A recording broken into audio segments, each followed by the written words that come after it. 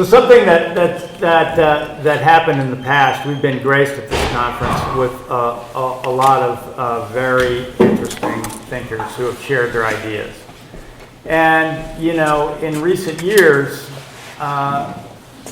we have not had that very much because, you know, frankly, a lecture by James Hillman is a pretty fucking tough act to follow.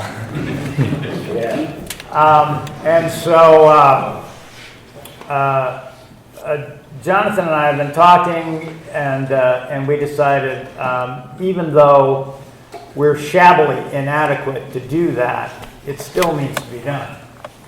So we're going to talk a little bit this morning, and the topic we're going to talk about was actually spurred by some quotes, some passages that we recently stumbled over like a rock on a dark path by D.H. Lawrence. So, Jonathan, you want to kind of start? Sure, I'll go over there. Yeah. You know, so it's kind of a fun thing in a way, because one of the ways that I probably write is I keep starting again and again and again writing the introduction. Somebody would go with the introduction. So I thought I'd read you 7 introductions, and you could elect which one's the best. No, just do it. So anyway, I think I'll go with this one, but you know, this gathering has always reached back before its time and reached forward ahead of its time to some restoration in time of items of the human inventory which can only be redeemed in time by time. In time's the money we make and the money we spend doing this, preparing, praying, building small promises that lead not necessarily to large promises and their fulfillment, though that can happen, does happen, might happen even today. But more importantly, possibly, are the small promises we build that lead beyond hope and beyond promise, and so lead directly to each other now. Out here beyond time, where time restores time, before returning back in time to drive back into our lives. We're going there, but we want to do one little treat here. So we honor that imaginal, liminal, alive beyond life, returning to life, with life, kind of thing. So where is our joy in nature to sport time and support time with stories of itself, from us, from here, from the past, from others whose love drove them to this place, you know, in all times. Drove them here in 84, in 89, in 87, in 2019, in 2007. So many people have been driven here by a love and moved them here. And then were received here by another kind of love. So I just, touching on that. In that spirit, I want to get back to early and mid-1920s. Reaching back before we started. The Taos, New Mexico, 100 years ago now. And the work that would come together over that roaring fire of a decade, with 20s word. Adding that these words first appeared in a book published posthumously in 1930, the same year David Herbert Lawrence died, Resting in Imagination. And he was one of the first, how does it say, that was evoked at my first conference in 87, on the whale. It's possible that the warmest blood of all, you know, in from that. And we did a lot of there were a lot of animal presentations at that. And so this form, you know, I really do it, you know, this form is, you know, would always be informal. But this form, volume, they've been arranging titled Apocalypse. There was a painter that had been producing art out of the apocalypse. There was another writing of interesting interpretations of the apocalypse, connected to Kundalini and other kinds of things. You know, they were just trying to probably just stretching that fabric. And for who knows why, but they were coming up on one, World War I. They were coming out of one, I should say, but there's another one kind of on the floor. So touching heavily upon the highlighted work of other artists, authors, painters, in the spirit of what Matt was saying, you know, other artists, authors, painters, And what we can do to build kind of that big shell of artists that we lift to our ear at all times, is really here, the big ocean time is going to be, I think, a big help us all the time. But, but for now, let's just take in some of what D.H. Lawrence thought to say 100 years ago. Years that can seem like forever in terms of how much cargo has been carried on the shoulders of time since then, while also seeming to be just yesterday. In the ways the years have retained their original freshness in his writing. Okay, so that's it with that. So then it's just these three little paragraphs that came over our bow and they transitioned to Walton. It's what we would keep this around. There's a Hillman webpage on Facebook, and many of you have probably found it. And good things come over that one. It's a good one to pay attention to. And because you just catch just a tiny little shibboleth of something of Hillman's writings, and you can follow that up. I'm not thinking that 1/3 of you haven't already heard this, maybe half have already. But it's a really nice segue to the thing of what was going to present, so we're going to go with it. So men thought to still think in images, or man thought and still thinks in images. But now our images have hardly any emotional value. I don't think that's exactly true, but we always want conclusions. Again, we always want to come in our mental process to a decision, a finality, a full stop. This gives us a sense of satisfaction. All mental consciousness is a movement onwards, a movement in stages, like our sentences. And every full stop is a milestone that marks our progress, quotes, and our arrival somewhere. On and on we go for that mental consciousness labors under the illusion that there is somewhere to go to, a goal of consciousness. Whereas, of course, there is no goal. Consciousness is an end in itself. We torture ourselves getting somewhere. And when we get there, it is somewhere. Then to nowhere. But there's nowhere to get to. While men still thought that the heart or the liver is the seat of consciousness, they had no idea of this on and on process of thought. To them, a thought was a completed state of feeling awareness, a cumulative thing, a deepening thing, in which feeling deepened into feeling in consciousness till there was a sense of fullness. A completed thought was the plumbing of a depth, like a whirlpool of emotional awareness. And at the depth of this whirlpool of emotion, the resolve formed. But it was no stage in a journey. There was no logical chain to be dragged further. This should help us to appreciate the prophetic method of the past and also the oracular method. The old oracles were not supposed to say something that fitted plainly in the whole change of circumstances. They were supposed to deliver a set of images or symbols of the real dynamic value, which should set the emotional consciousness of the inquirer as he pondered it, revolving more and more rapidly, till out of a state of intense emotional absorption, the resolve at last happened. Walton. So that was D.H. Lawrence, and I think he's getting at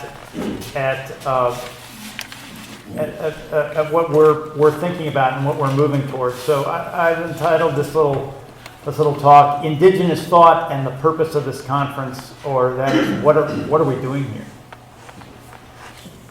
Recently, I saw a video presentation given by a native man, an Osage thinker named George Tinker, to the Yale Divinity School. The title of his talk was "Individual Salvation versus Cosmic Balance." He talked about a number of things, but in that lecture, one of the things he talked about was Native people who had been adopted into white families coming back and trying to reconnect with their native roots. And he said they were welcomed into the community, and they tried to work with these people, but he said it was almost impossible for them to think in a native way, to think in an indigenous way. And to me, I think in a way that the underlying purpose of this conference and this work and what we've been doing over the past 39 years is attempting to move ourselves out of civilized thought into indigenous connected thought and out of the disconnected thought. Jung had a term for indigenous consciousness. He called it integrated consciousness. I've been using the term connected consciousness, but it's the same thing. But the converse of it is what we've grown up in. The water we swim in is a disconnected consciousness.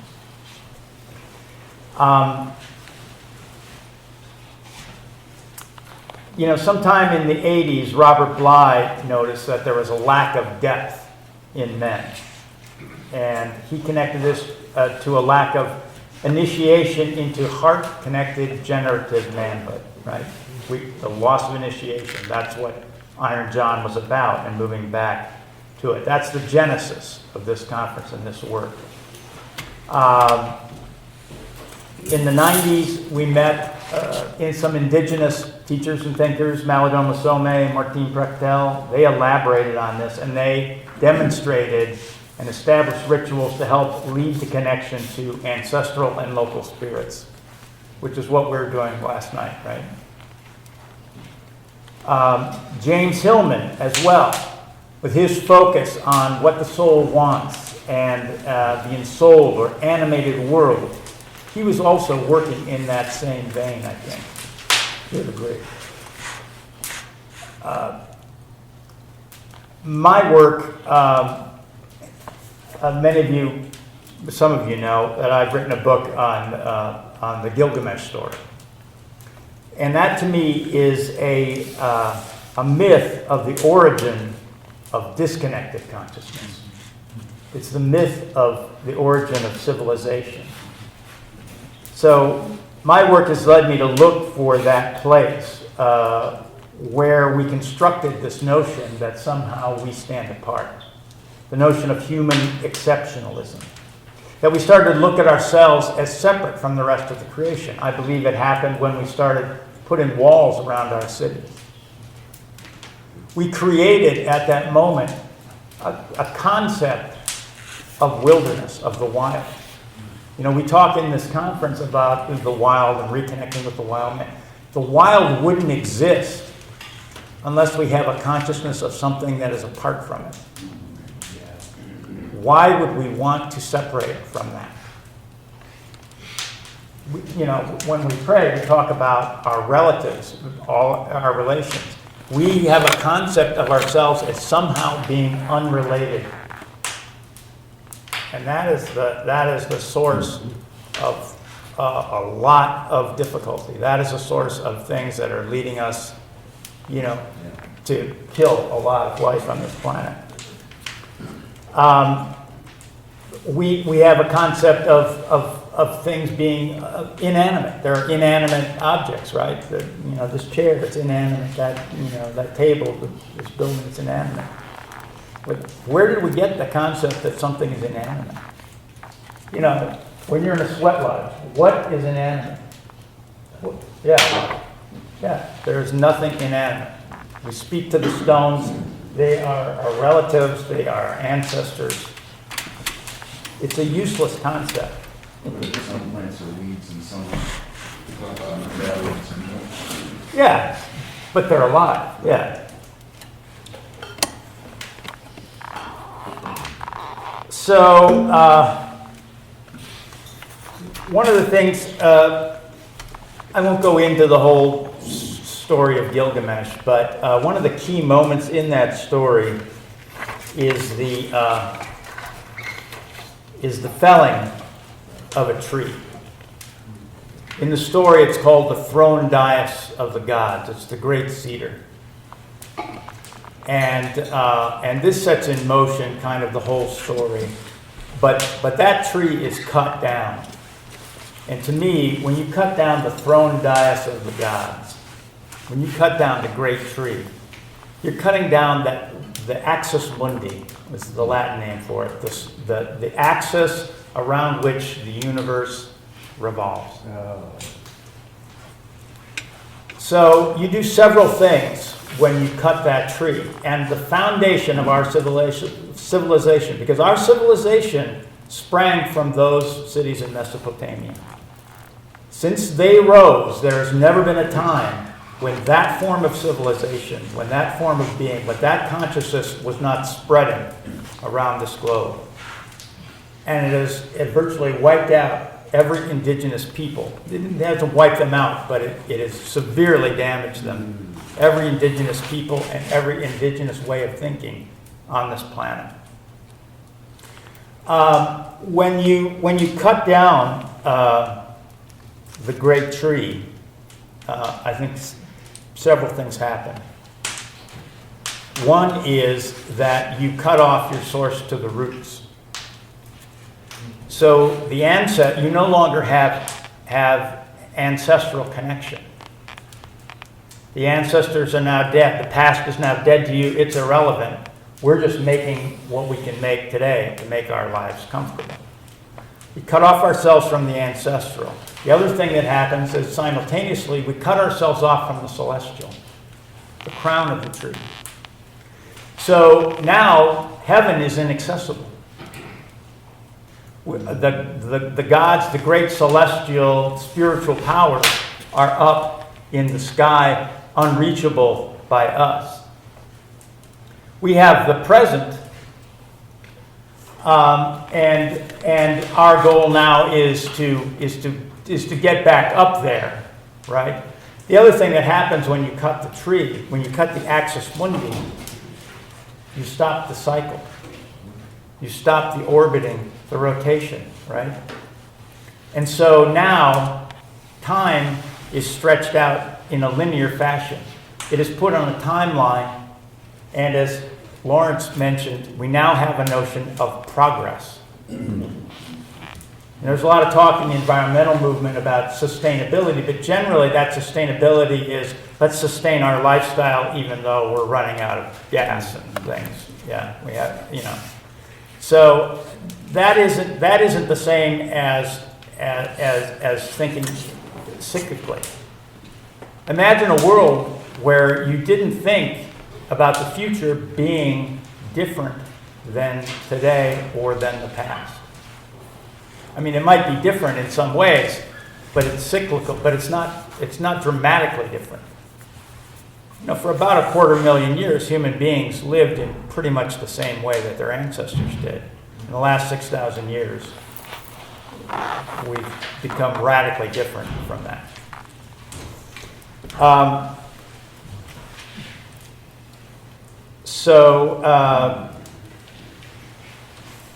Once we get the notion of progress and of time proceeding in a linear manner,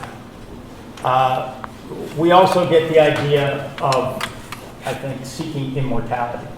This is another thing that happens in the Gilgamesh story. Gilgamesh's friend, his wild brother, Enkidu, is killed by the gods for the offenses that they kind of both committed, right? So they don't kill Gilgamesh, they kill the wild brother. Our wild brother has to die for us to live in this kind of disconnected consciousness. Our wild brother has to go into the underworld, into an unconscious, if you will. Suddenly that consciousness and unconscious is bifurcated now. We've put the city walls right in our own brains.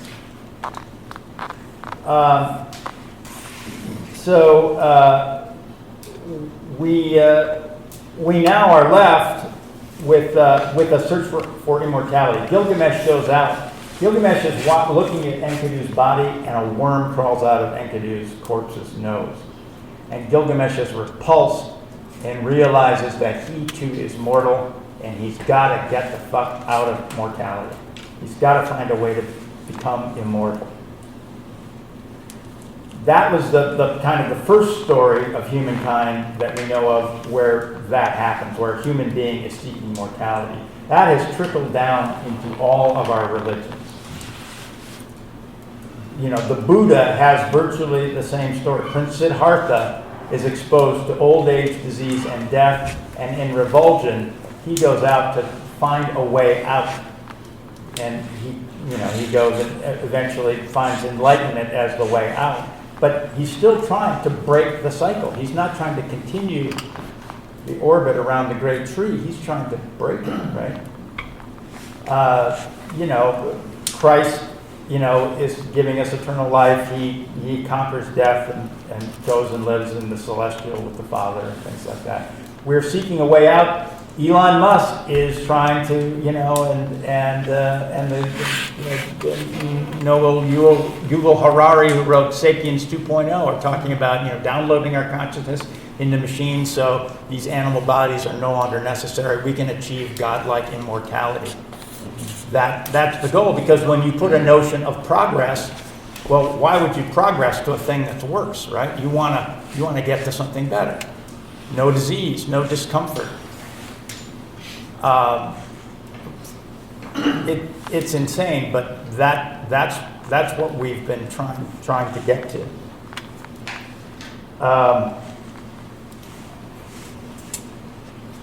So in contrast to this, I don't really have the ability or the authority to talk about indigenous consciousness, but we can just kind of smell it, and sometimes we can feel it when we're doing this work. That we are in a community of relatives, that we are not separate, and that that everything around us is a living being, that there is no inanimate matter.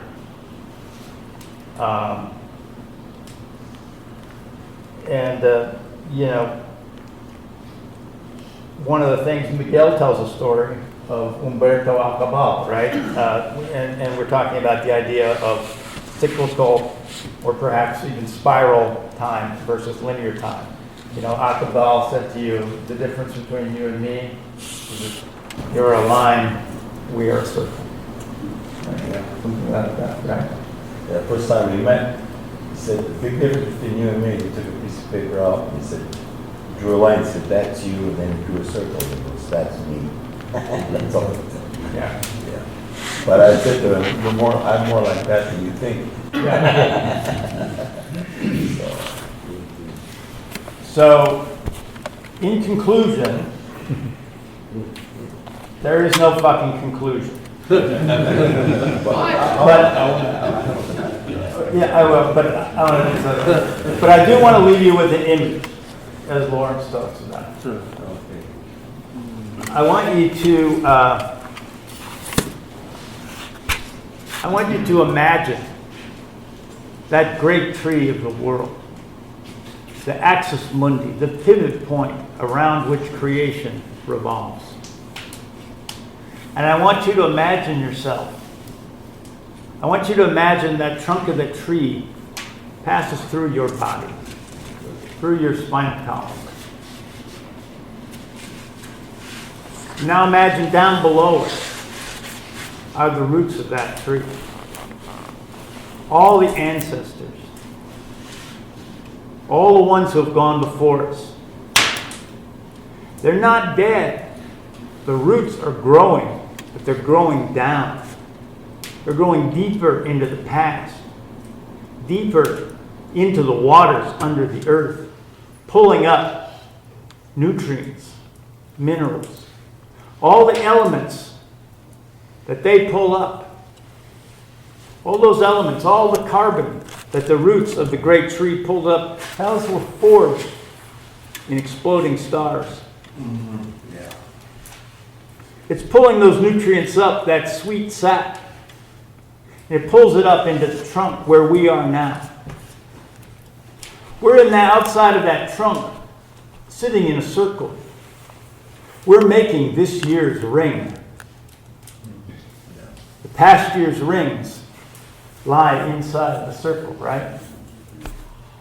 We're building that ring, growing that tree. And above us, we go up the trunk and we come to the first branching. The place where that tree Impossibly long ago, when it was a little green shoot, it put off a little branch, a little shoot off the side. It split.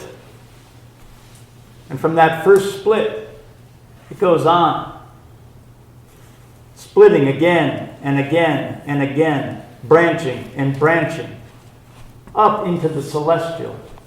The stars, the moon, the sun, the galaxies, they're all living in the canopy of that tree. But the direction is not only up.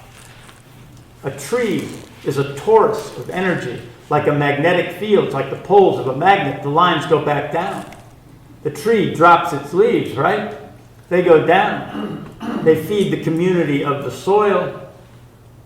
The fungi, which are integral to the roots, eat those leaves, bring those nutrients back down. Those celestial nutrients come back down the outside of the tree. They go back into the roots, they feed our ancestors, who in turn continue the cycle.